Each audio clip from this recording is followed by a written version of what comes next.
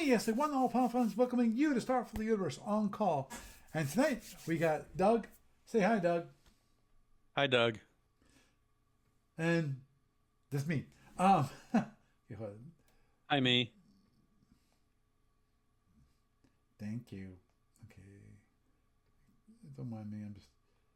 Hopefully I can. Um. Do do do do do do do. Oh, live. Is that where I go? There. That's better. Okay. Got things going. Cool. Um. Topics for tonight's going to be interesting because I have none at the moment. We'll figure out something out. Don't worry. We'll figure out something because normally we do. And for anyone who's watching, yes, those are my over to my my left, possibly your right, are my bows. I've got currently actually got three that I'm keeping. I got a collection down the basement at the moment that I want to get rid of because I realize I have way too much archery stuff, and some of those are bows which I will probably never ever use. I got two sets of ILF right, limbs and two risers, ILF risers, and I got a sage, and I got an old bow which I don't expect anyone ever to take because they no longer make that bow. Aw. Yeah, so uh, the funny part about that bow, I forget the name of it. Basically, it was one of the first times that this one a manufacturer made a recurve. Usually they make only compound bows, and they had this recurve. So I wanted to shoot recurve, and that's the only thing that this one dealer had that was recurve. So I got the recurve, and I wanted to get limbs which are relatively soft, not that powerful. The idea is that when you're beginning, it's better to get like a lightweight poundage, like 20 pounds, and use that for training so that you get your form correct and all that kind of thing. And I went through two. I went through two sets of these 20-pound limbs for this one bow. It's like I realized after the second time, it's like, okay, no, they just don't know how to manufacture these limbs because they kept on cracking. They never broke completely, but they kept cracking, and it's like, no, this is not. I should not be using this bow. Even as a beginner, I knew that I should not be using this. So next time I reordered from Lancaster Archery, I got a heavier weight limb to replace it, and that one actually is been perfectly fine. Since I bought it. So as I said, I feel like they just didn't know how to make lighter weight poundage limbs. But anyhow, actually, the funny thing is, I was going to discuss the 500 BPV tournament because guess what? I was unable to join it because what happened was that Jeff announced the matchups on Saturday. And I'm going, what? I thought he was going to do it on Monday. So I was hoping to get in my fleet on Saturday so I could actually join the tournament. And nope. So I'm not in the tournament, though I might be. You never know. Um, Did you miss a super secret squirrel deadline? yeah, that's what it seems like I did. Because the thing is, he didn't give a deadline, to my understanding. Let me just do that real quick. Let me go back. Yeah, The go back. deadline's in my head. Don't you see it right over there on the left on the inside? Yeah, I feel for you on that one. yeah. Okay, bum. Yeah, he doesn't. Yeah, he didn't give. Okay, wait a minute. Oh, okay.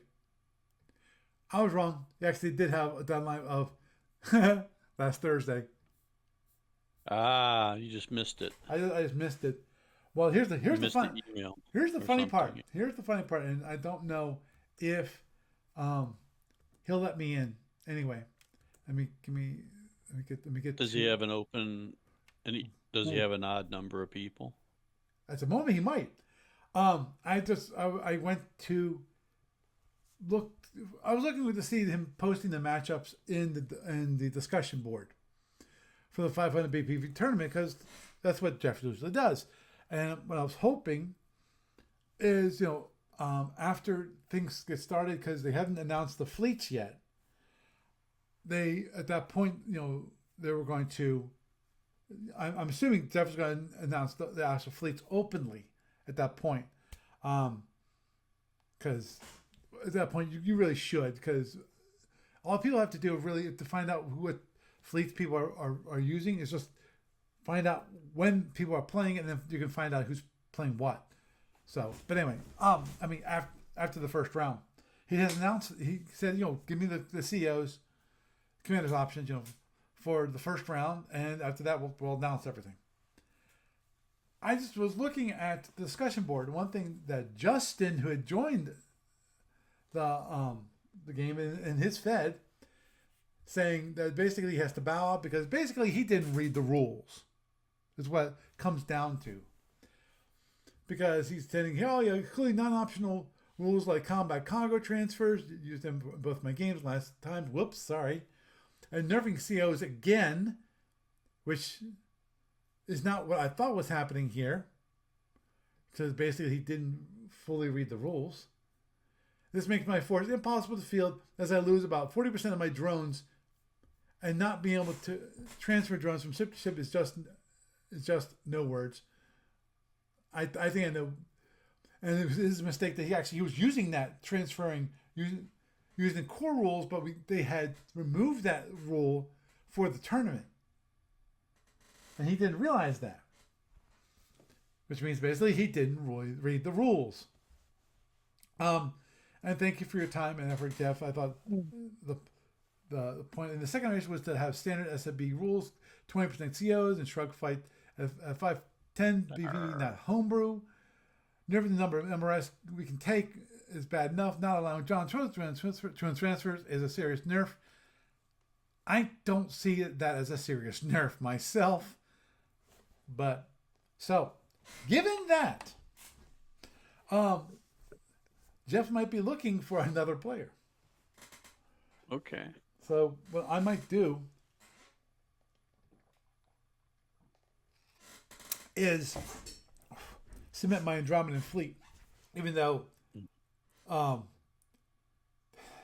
big issue is I'd be fighting against the Gorns if I was to replace, because I would not want to fly Justin's Fed fleet. Though, in my mind, the Fed fleet they had was fine. And obviously, here's the thing. It comes obviously by reading this, which is I think Justin relies on transferring drones. Basically, sounds like what he did is that the drones that were for like the Scout, like the reloads for the Scout, he transferred them off the Scout and moved them to another ship, so the ship had more drones. Right. Now, the one thing that I don't know if he, from the looks of it, he didn't do this because when I was playing him, I was shocked, and as I pointed out last time, many moons ago, when we were going over that game, is that I didn't see anything, no special drones come out really, other than the ECM drones that he had. I didn't see any other specialized drones. So Okay. But in my mind, if But he's you saw lots of them. right, if he's relying on drone transfers to do what he wants to do, I'm sorry, that's a hack. He doesn't. Well, like an exploit. Right. Exactly. Because the big thing for me is, I would think that, okay. I'm thinking of, in a real life scenario, quote unquote, real SFB, quote unquote, I don't think that's the way that the ships would be flown. That you'd be flying around in your fleet. You would be transferring. Oh, you have extra drones. You don't need them, so we're going to transfer them to somebody else. No, I don't think that's the way you did it. I think it's a rule that might be exploited in a sense for seeing how he did it, because that could turn any scout ship into a logistics ship, basically. Right. And then excluding non option like cargo transfers. He used them both. He used them both in both his games last time. Hmm. Well, that's probably what he was doing. Right. So I was like, so in both cases, um, It's basically allowing him to have more drones than he could have on his primary ships right, because his secondary ship and didn't really need them, and he just said, "I'm going to give them all the extra ammo to these other ships." right, and not just extra ammo. In theory, you can also transfer some other because normally when it comes to um, specialized drones, there are per ship basis. So that Hmm. means, in theory, you can really You could really break the rule. Yeah, break the intent of the rule, basically. yep, So exactly, and it's like it, you know it's an unintended consequence, right, a exactly. loophole that they didn't fix.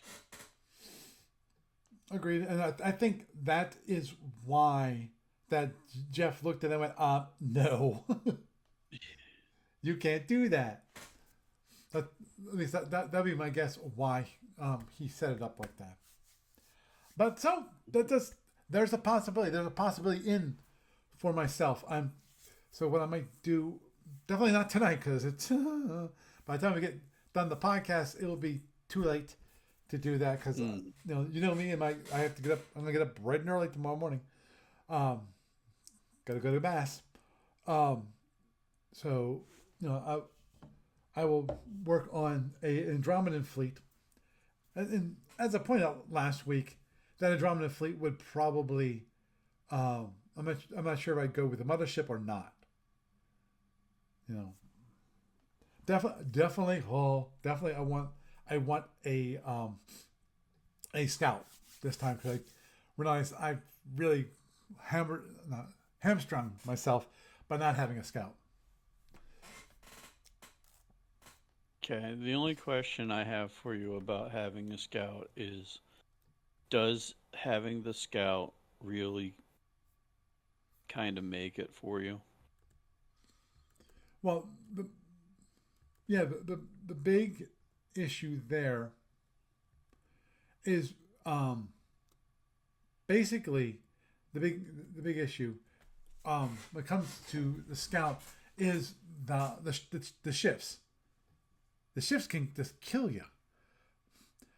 Um, Especially if depends upon how close you want to get to his ships, because the TR beams, in theory you want to get within like range 3, but without a shift you can get to range 5 and actually get some decent damage if you don't have a shift. Because if you shift out to range 6, or not range shift, but you shift it, you can you don't do much damage out that range. And of course, remember they have phaser twos and not phaser ones Right. too. So that's why I feel like because otherwise there's no way to fight any ECM has, even if it's does something as simple as a wild weasel.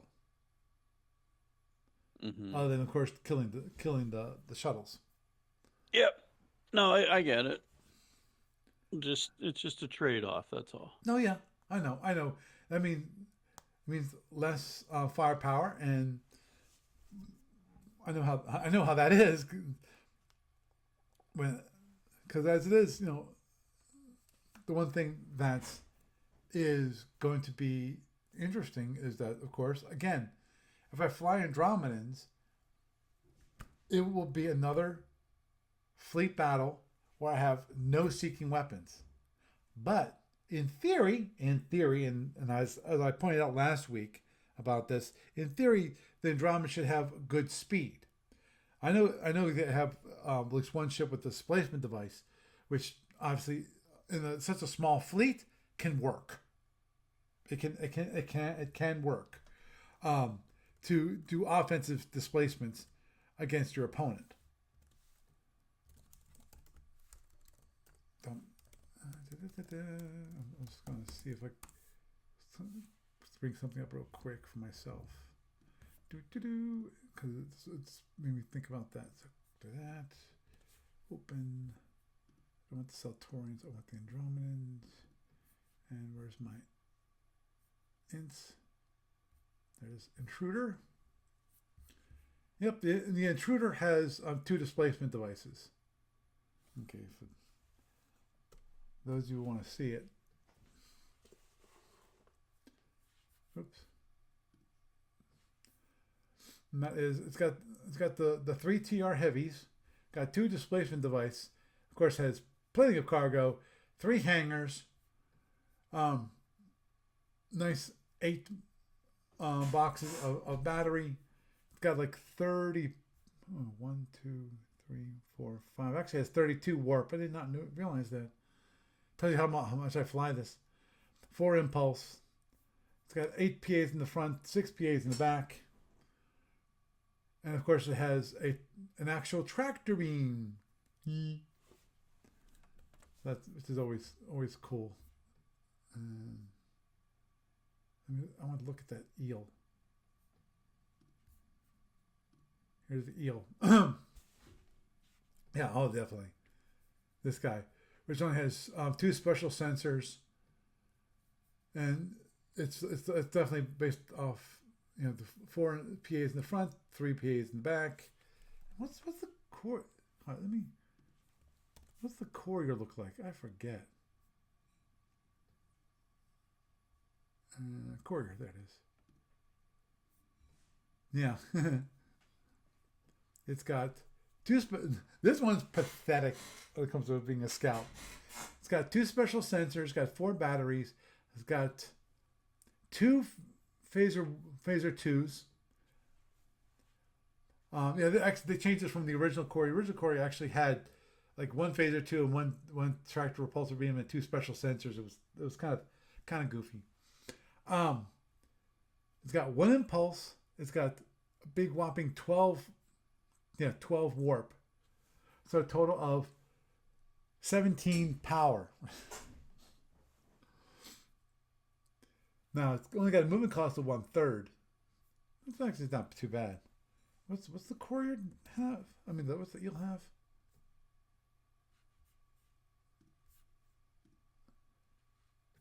Yeah, that's the Cobra. The other one was Should the be traction.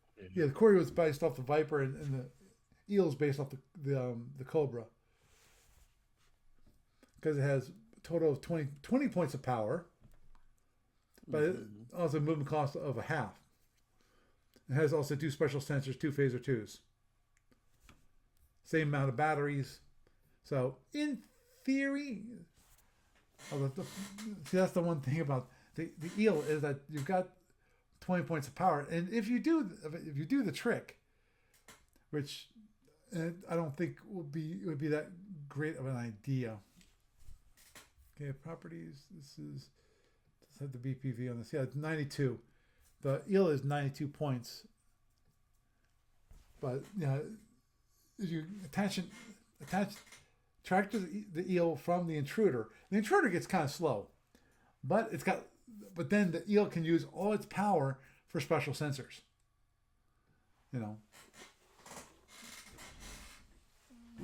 Which is not bad. So I think the eel, this might be able to fly by itself. The Courier, not so much. I don't think if you had the Courier, no, I don't think you'd want that's flying around by itself, because it only has, as I said, like 13 power.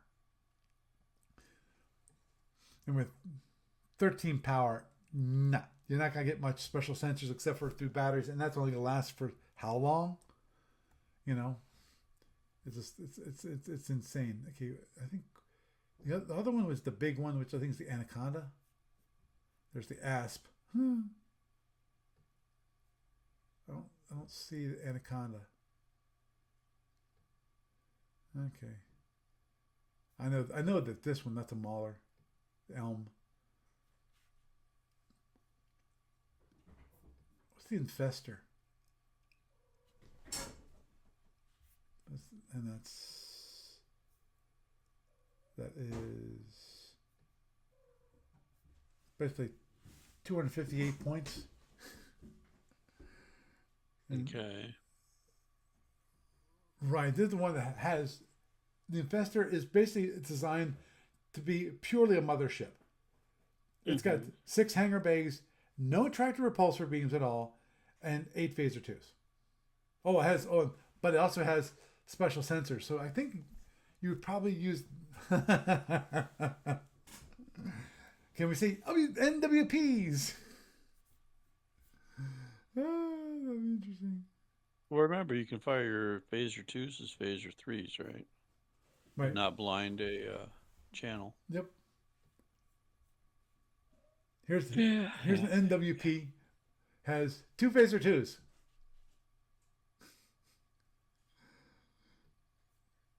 And 2 batteries. Total of 6 powered. Wow.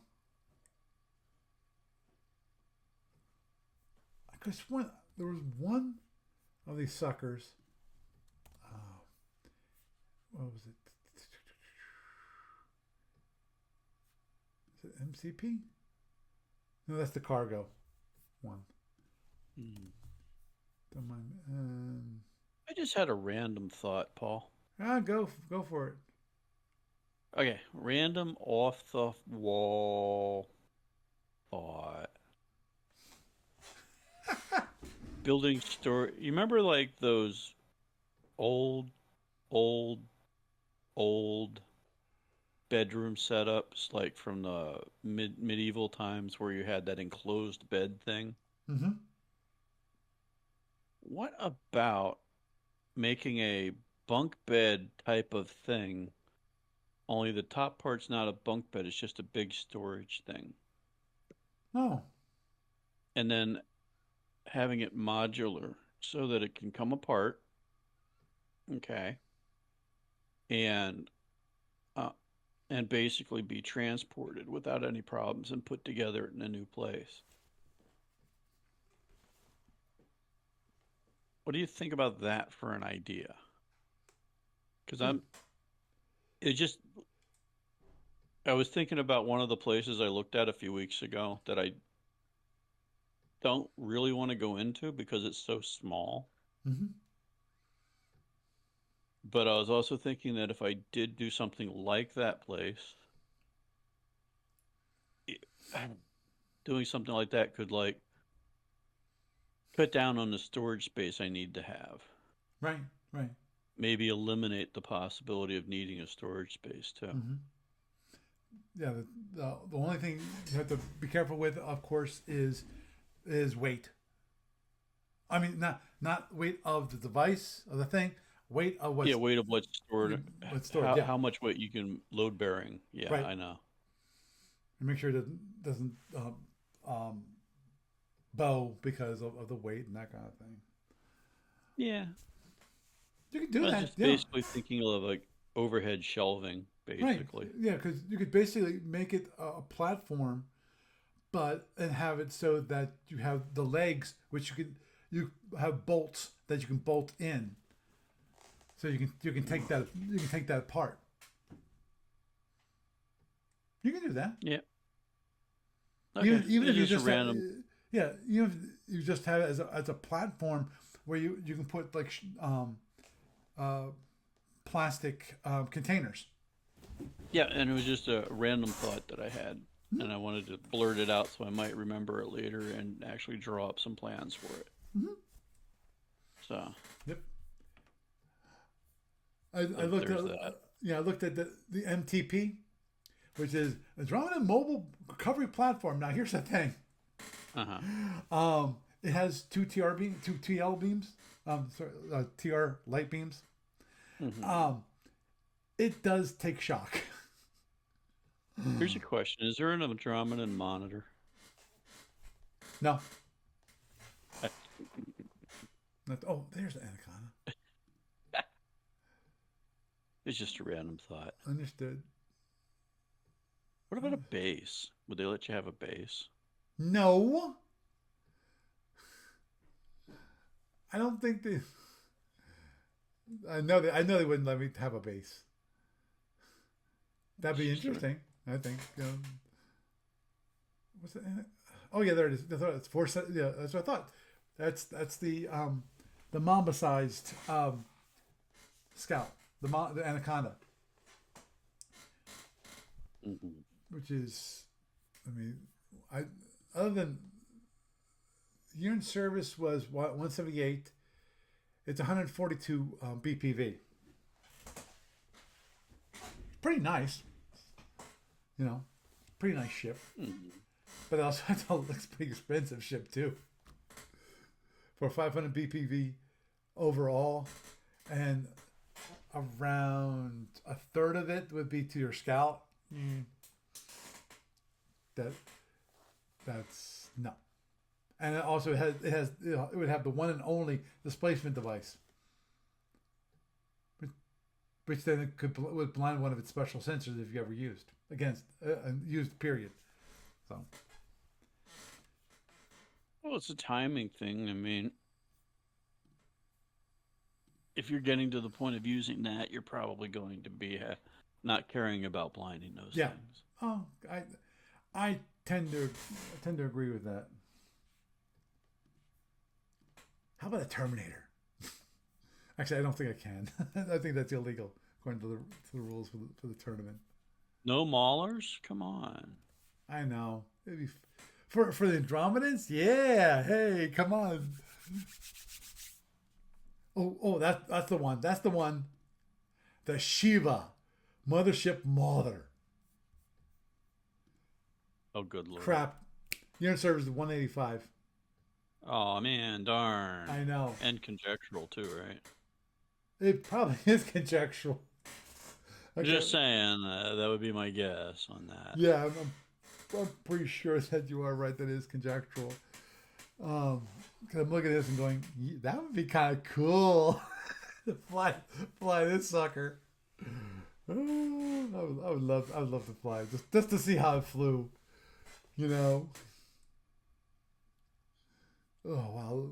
Look at all those batteries, and it actually still has 2 hangars.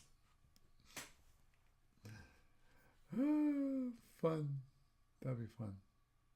But no, sad, so sad. So, well, anyway, I have to submit my. I have to check with Jeff first, obviously, but I'm not sure if Jeff saw the withdrawal of Justin. That guy. Yeah. Because he went basically. I can't do the way I can't have the fleet that I want to have and fly it and actually beat everyone because I'm taking advantage of those rules. Whoops. Yeah. Yeah.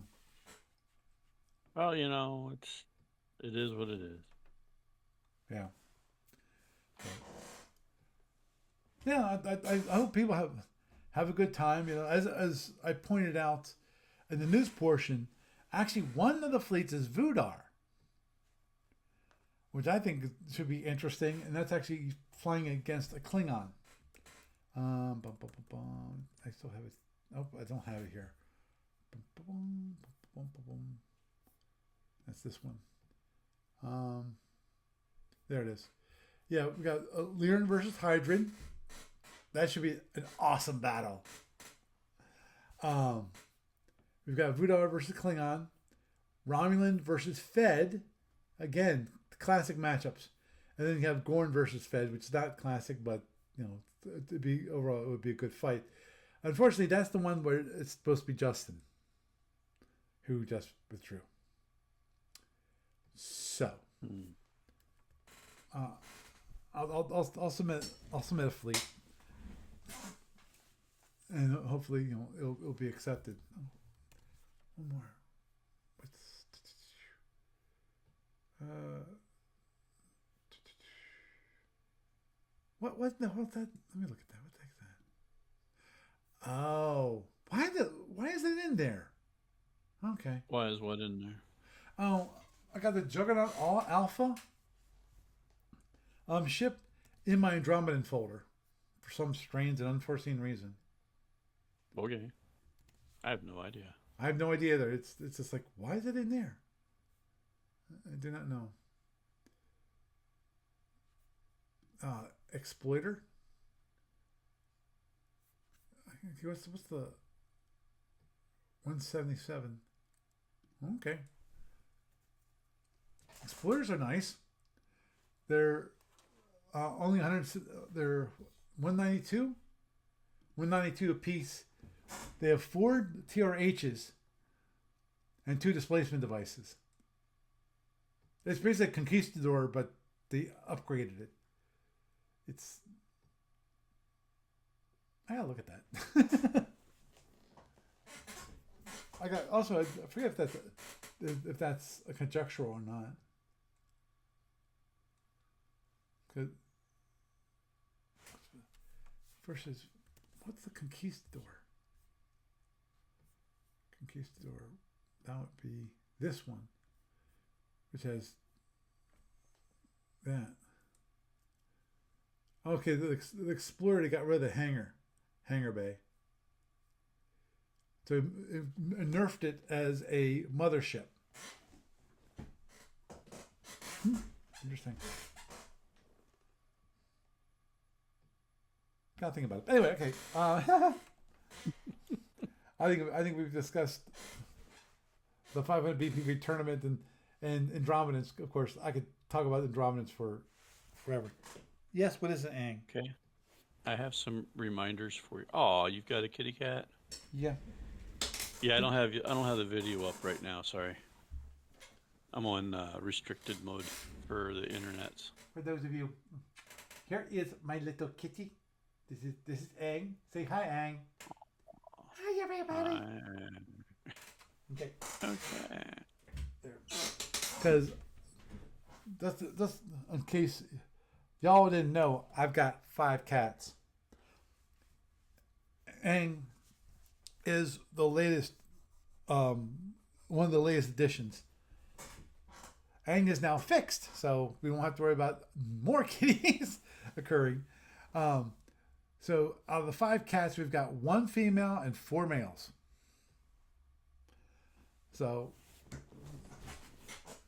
makes things interesting. Actually, the one Sokka is kind of aggressive, so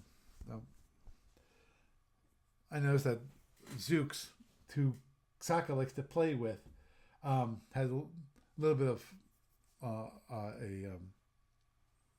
scab on his cheek, which means they were playing a little too rough. So, and I know there's the vet would fuss at me and go, hey, you need to go to, I think it's catfriendly.com or something like that. You know, so what to do. And my guess is part of that it would say you have to play with your cats more. It's basically what it comes down to. Crap, I meant to do that. Don't worry. It reminds me of cats and a cat litter box. I have to remember to scoop out the ones upstairs. I did all the ones. I have 3 levels of cat litter boxes.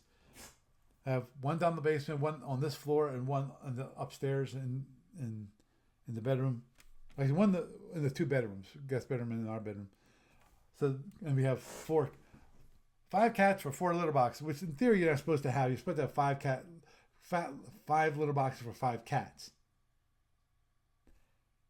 4 looks fine. So, what? Yeah, that's the Crazy Catman starter kit there, is it?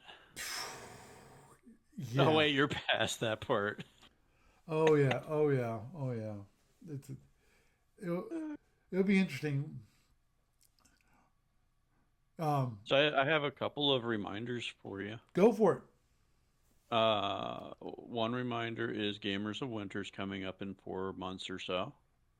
It always sneaks up on everyone because it's so close after Gamers of Summer.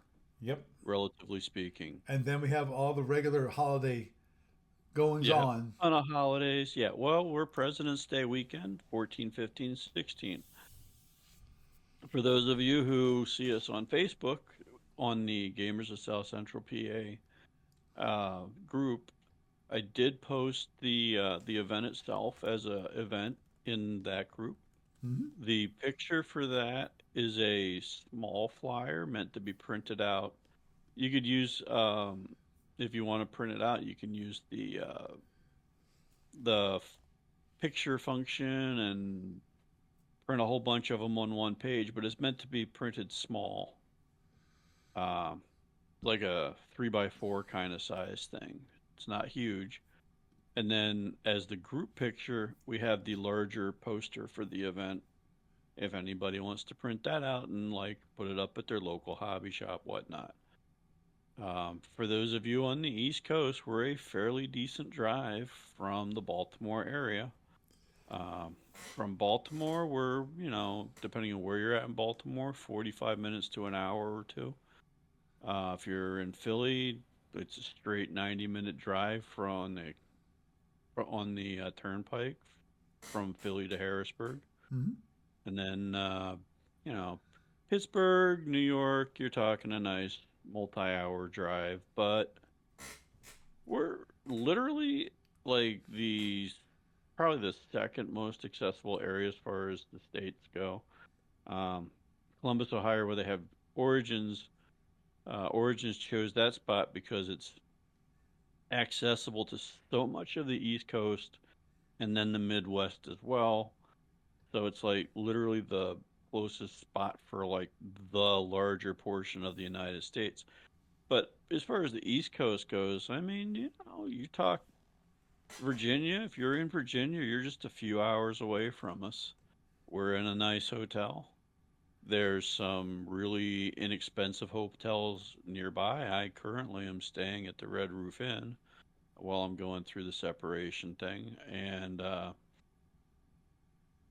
that's, money wise, it's like half to third of what it would cost you to stay at the hotel that we're at. The Red Lion Hotel is where we're hosting the event at. That's, around 150, 170 bucks.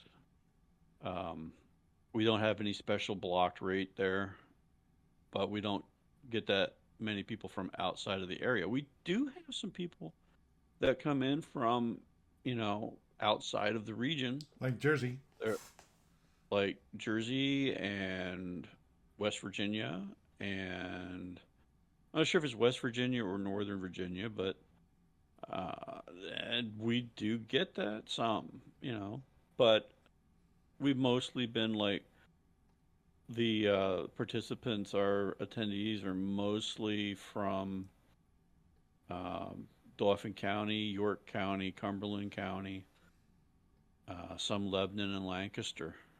So basically the five, And you get one from one, Berks. two, three, four. Yeah, you get like one from all the five And counties Berks. around the hotel. We get several people from those, but so there's that. But we are accessible. We're even more accessible than the Council of Five Nations was. And, I would love to see a bunch of SFB players come out and do their thing. Or even, hey, you like F&E, and if you Yeah. go to Origins to play F&E and you want to get that kind of a fix in, I don't know, February, just get a bunch of friends together that want to do the same thing and come on in as a group. We've got plenty of space. Yep. And that's kind of basically that. So I need your schedule for that, Yep. if it would be nice. I think I may have left you up there as TBA, Yep. but and then the other thing is you wanted to do some webcam stuff there. Mm-hmm. Maybe tomorrow sometime. Try and send me the specs again Right. that we were talking about the other day. Right. For one Just of those was for in that camera. yeah, That, just in yeah, just send it to me in like Facebook Messenger or mm-hmm. something. Understood.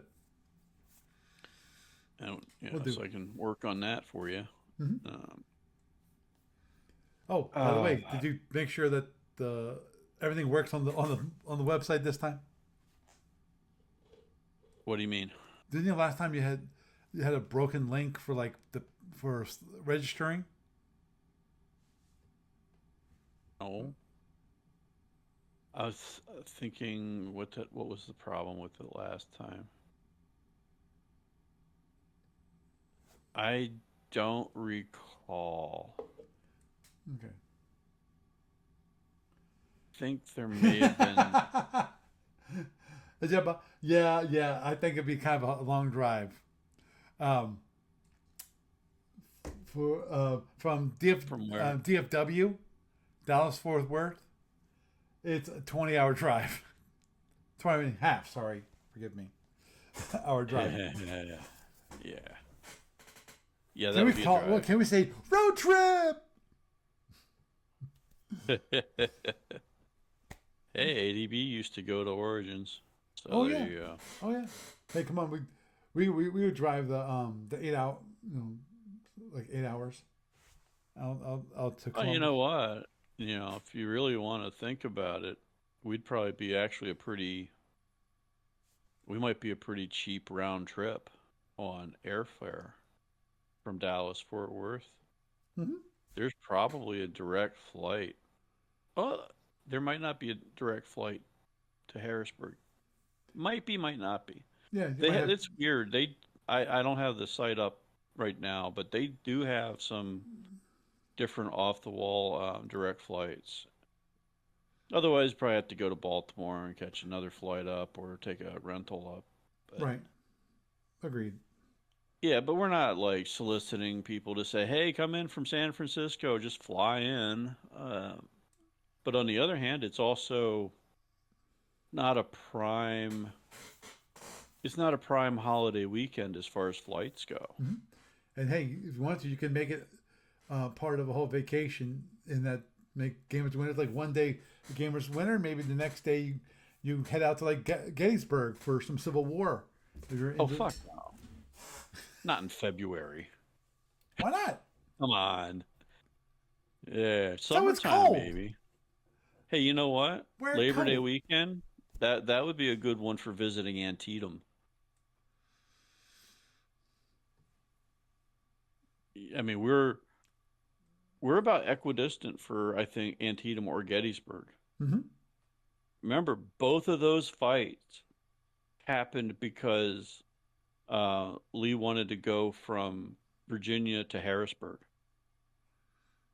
It's just that he didn't quite make it the second time and got held up at Gettysburg Yeah. with that unintended incident, shall we say. And then, but for Antietam,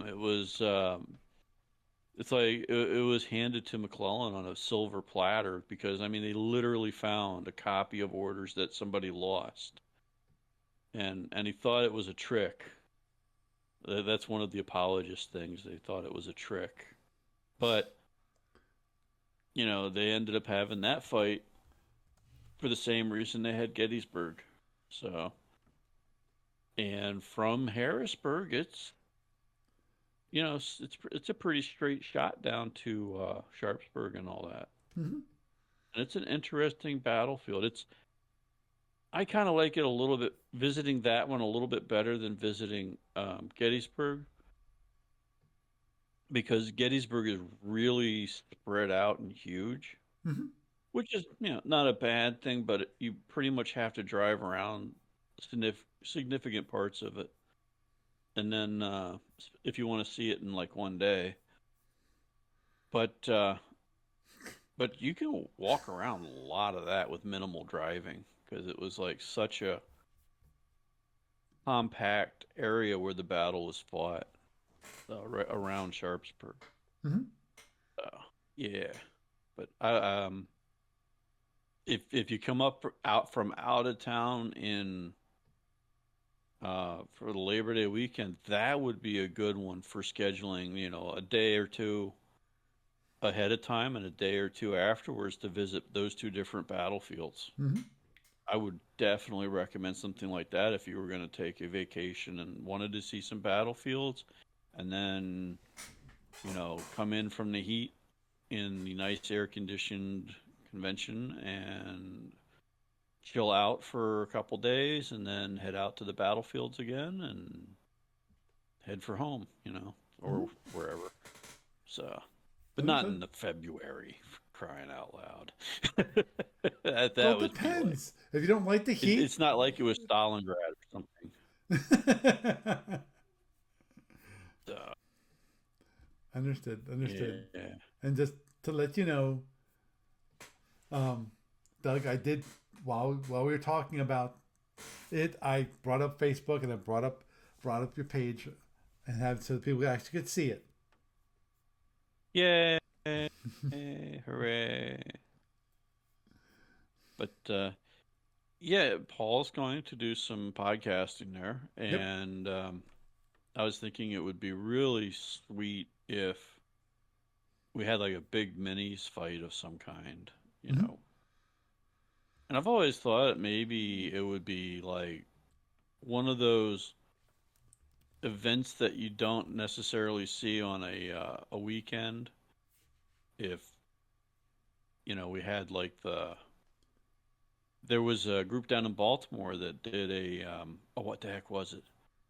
The Lone Gray Wolf mini campaign Oh, okay. as a weekend event.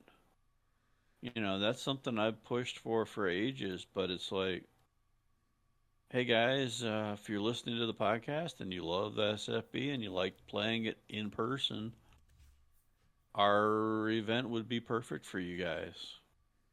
You know, it'd be slightly better than like the local game shop experience, I would say, because you got that extra day of the event on Monday. Mm-hmm. We've got the place open for 14 hours a day, roughly, as opposed to like, hey, our hours are noon to 8. No, we're there at 9 o'clock in the morning on Saturday. That's our opening time. We close close to midnight. It's midnight ish. Um, and then Monday is the slow day where we open at 10 a.m. and we're usually out of there in the very early evening, um, because for the most part, the Monday holidays, whether it's been Labor Day or President's Day or Martin Luther King weekend that we used to do, it has always been the slow day. Mm-hmm. So, True. Very true. so there's that. Uh, Other than that, I don't have a lot else to pitch on that stuff. Mm-hmm. What are you doing, goofball? Ow, ow, ow, ow, ow, ow, But ow. yeah, Ow, ow, ow, ow, ow, ow, ow. Are you want to come up here? Is that what you want to do? aw, He's sharpening his claws on my leg, and that's why I'm going ow, ow, ow, ow. aw, that's so cute. So cute, yes, so cute. You should be encouraging him. That's how they survive. Mm-hmm. Actually, I was looking at the ramen chips really quick. I Hmm. could get just one chip and just get a Dominator. It's 457 points. And just go in and see what you can trash. Yeah. Problem is, it only has 4 TRHs. They actually have one which I looked at and was like, oh, I wish I could have that, but the problem is the year. The year is 188. There's a Dominatrix, which is beautiful. It's gorgeous. Let me just bring it up real quick. Dominatrix. Dominatrix has 8 TR heavies, 4 displacement devices. It's got, of course, 8 plus 5 is 13. 13, sorry. 15 phaser 2s. And they could fly around and then do some damage. Please. Problem is it's also 507 points. So it's like, Oh man. it's over 500 BPV. It's like, dang it, that, to me, that would be a cool, it's like, can I get an exception and just get one ship just fly around and dominatrix and see if people can beat the crap out of me. Now the problem is, of course, Well, they would have no scout. yep. Actually, okay, the courier. Let me just look at this real quick. Sorry, I got it, and that's going to be crap. 70 BPV. So the problem is with the Dominator, it's 457 points for just the Dominator. Doesn't have as many TR heavies that you really want, and if you want the Courier, that's too much because it's over 520 points. So it's 527 if you want the exact. So it's like, nope, can't do that. Of course, the main target would be the Courier in that case. So, anyhow, sorry.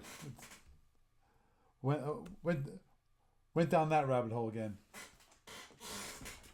But hey, you were discussing it's like towards the end. There's like, I wonder how much that is.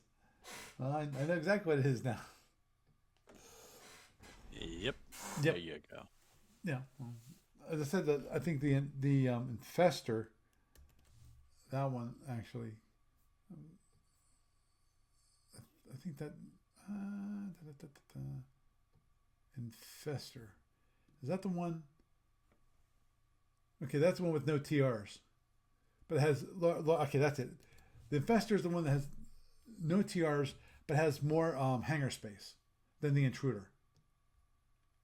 That's what it is. And we have the Instigator. That's the one that has the same, replaces two of the TR heavies with 4 TR lights. Why you never do this? I don't know. Actually, okay, forget that. I know why you would do this. You would do that if you want it to be more survivable when it comes to your TR beams. And obviously, if you want to, also the one benefit is you have more tractor beams too, because you can use TR beams as tractor beams. So that would be a benefit for having the TRLs versus the TR heavies. And obviously, the bad thing about the TRLs is that I looked at overall, and basically the amount of damage that can be done is less with TRLs, and it costs a little bit more because they're 2 per TRLs, while the TR heavies are 3. So 2 TRLs, which will do approximately the same damage, a little less than the TR heavies, that it will cost 4 points of power. So that's the bad thing about that. Okay, the last one was the Imposer. I forgot what the Imposer was.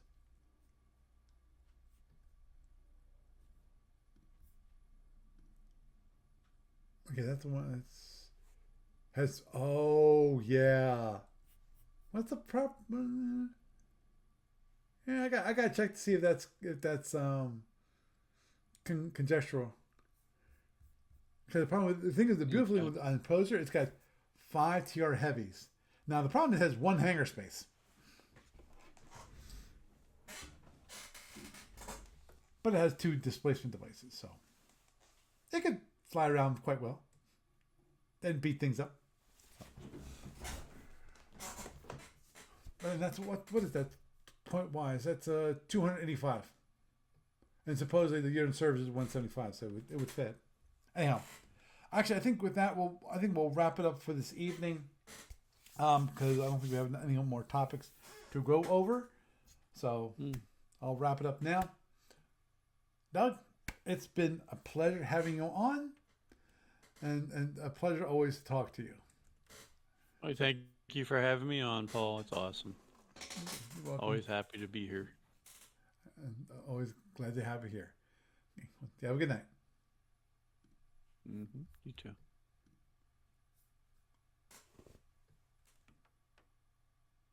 Yeah, I gotta understand that. So I went to Discord and they say, hey, use passkeys. But anyway, so with that, we're going to wrap it up. Talked about, of course, the 500 BPV Tournament and my Andromedans again. Sorry. For those of you who were like, why do you talk about them again? Well, actually, Dana also talked about Justin pulling out, and hopefully that gives me an opportunity. That might have an opportunity to have that fleet and submit it to Jeff and go, hey, can I replace him? Can I replace him? Huh? Possibly. And of course, that lovely and wonderful thing, which is Gamers of Winter, is coming in February. And I will be there. I'll be streaming live.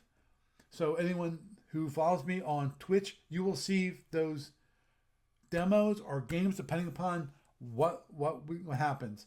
And we'll have them done live at Gamers of Winter. We will hopefully the camera angles will be improved. We've learned from what last year, and hopefully it will all stream beautifully. So, with that, I am Paul Franz, and I bid you a good night.